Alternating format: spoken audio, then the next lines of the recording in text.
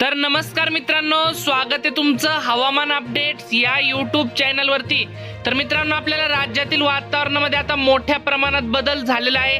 आपल्याला गुढीपाडव्याच्या नंतर म्हणजेच आपल्याला राज्यात 31 मार्च ते आपल्याला 7 एप्रिल म्हणजेच आपल्याला राज्यात पुढील 8 दिवस आपल्याला संपूर्ण राज्यामध्येच आपल्याला वादळी वाऱ्यासह तसेच विजांच्या कडकडाटासह जोरदार पाऊस तसेच आपल्याला गारपिटीचा इशारा देखील देण्यात आलेला आहे। तर आता जाणून घेऊयात नेमकं कोणकोणत्या तालुक्यामध्ये, जिल्ह्यामध्ये, गावामध्ये पावसाची शक्यता असणार आहे। तत्पूर्वी तुम्हाला विनंती आहे, तुम्ही व्हिडिओ पाहताय परंतु आपल्या चॅनलला काय सबस्क्राइब करत नाहीत, त्यामुळे आता चॅनलला सबस्क्राइब करून घ्या व व्हिडिओला देखील एक लाईक नक्कीच करून घ्या।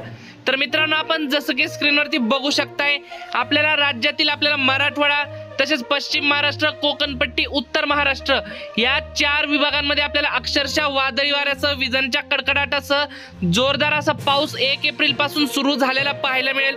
विदर्भामध्ये मित्रांनो आपल्याला काही जास्त प्रमाणात पावसाची शक्यता पाहायला मिळत नाहीये।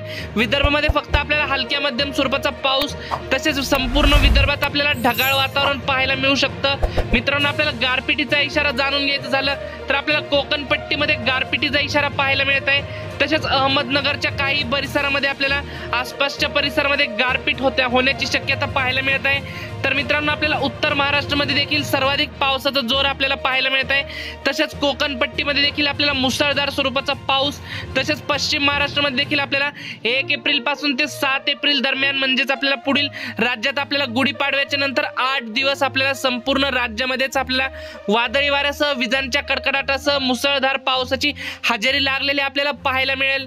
तर मित्रांनो, ही होती हवामानाबद्दल छोटीशी माहिती आवडल्यास आपल्या चॅनलला सबस्क्राइब नक्की करा। धन्यवाद। तर भेटूयात पुढच्या व्हिडिओमध्ये।